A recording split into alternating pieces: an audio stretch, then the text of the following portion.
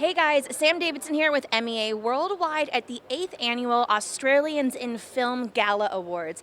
Tonight, some of the biggest and best actors in Australia and, of course, Hollywood are being honored. You're not going to want to miss it, so stay tuned. Your character has been, in Succession, of course, has been extremely instrumental and fascinating for women to watch these days. Yeah, absolutely. Yeah. It seems that way. So I know there's Twitter, there's Instagram. Like, what is the feedback or the most interesting comment or DM that you have gotten from a woman about how you've inspired her? Whoa.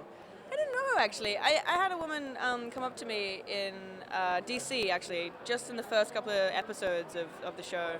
And she was very effusive in her praise and love, and was very sort of thankful for the character, and I was very flattered and sort of awkward and confused. And then she texted me later on Instagram, and it was really sweet, just saying that she felt that she could get a lot of confidence from the way that she behaves, and that makes me go like, I don't know what I'm doing, but if it works for some people, then great. I think she has given me a lot of confidence, and so if it rubs off, or if it's a blueprint for others, then great. Oh man, some of the good old days of Shadowhunter. Yeah, sort of semi behind us now, but yeah, doing well.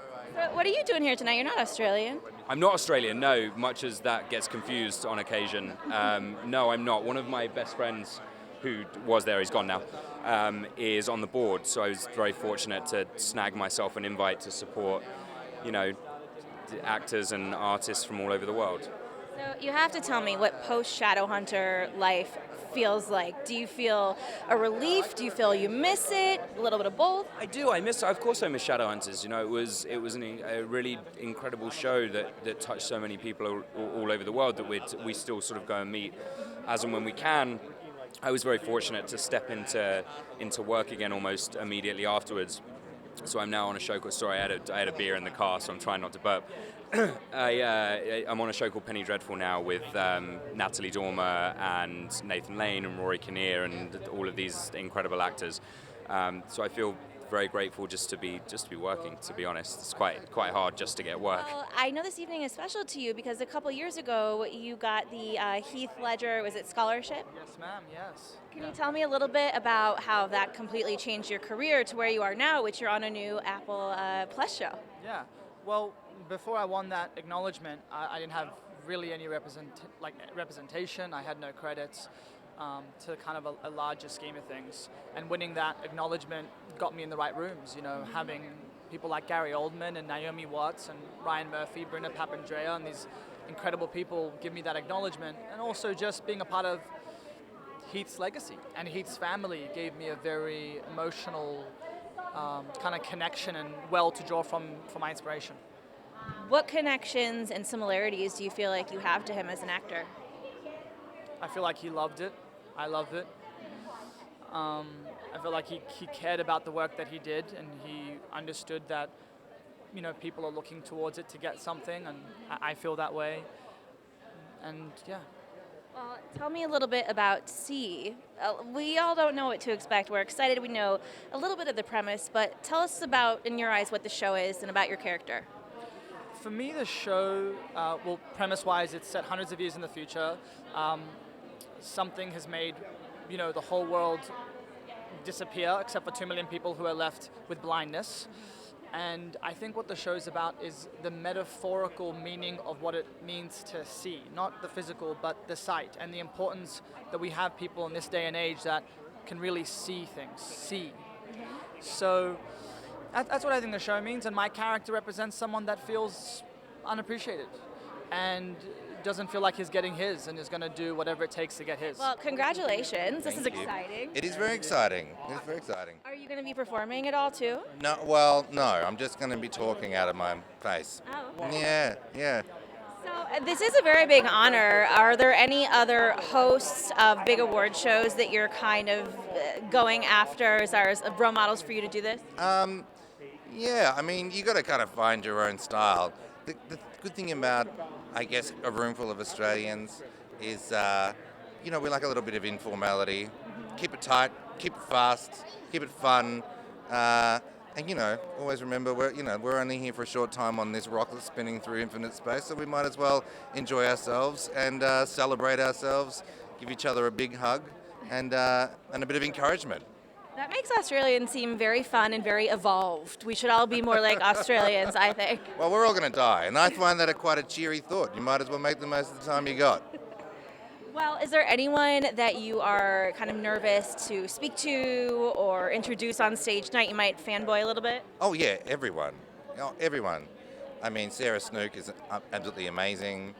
Ruby Rose, Dacre Montgomery. I think Vin Diesel's in the house. Vin Diesel is in the house. Holy. Jason Clarke. I mean, Philip Noyce, Rachel Perkins. These are the people that are not only kicking goals here in Hollywood, but they've created some of the great kind of cultural films of my generation in Australia. So it's very intimidating, and I feel very, what do you say in America? Blessed to be here. I feel hashtag blessed. So you are producing what I think is going to be one of the biggest movies in quite some time. Tell me a little bit about how you got onto the project. To Penguin Blue. Of course, yeah. I'm actually lucky enough to be friends with the author, Bradley Trevor Grieve, and he told me about the book and in a cafe in LA, as these stories and films often come together, and straight away I thought of Naomi Watts would be perfect to play Sam Bloom, and I was lucky enough to be in a position where I could try and get the rights and took it straight to my producing partner, Bruna Papandrea, and also asked Naomi to be not only star in it, but be a producer, so we developed it together. Very, very exciting. And because it also got on Reese Witherspoon's radar, right? Yeah, that's right. Yes, originally when we got the project, Reese was attached through her company, but in the end, the team of producers are Bruna and Naomi and Steve Hutansky and Jodie Madison, all from Made Up Stories, and myself. Yeah.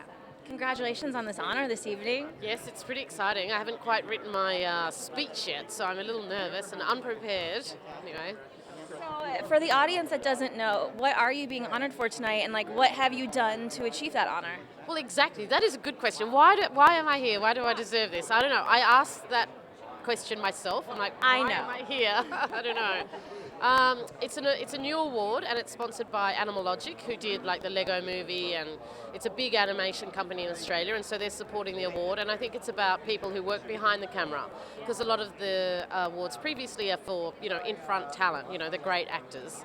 This one's for those people who may not be so well known who work behind the camera, so I'm getting that one, which is lovely.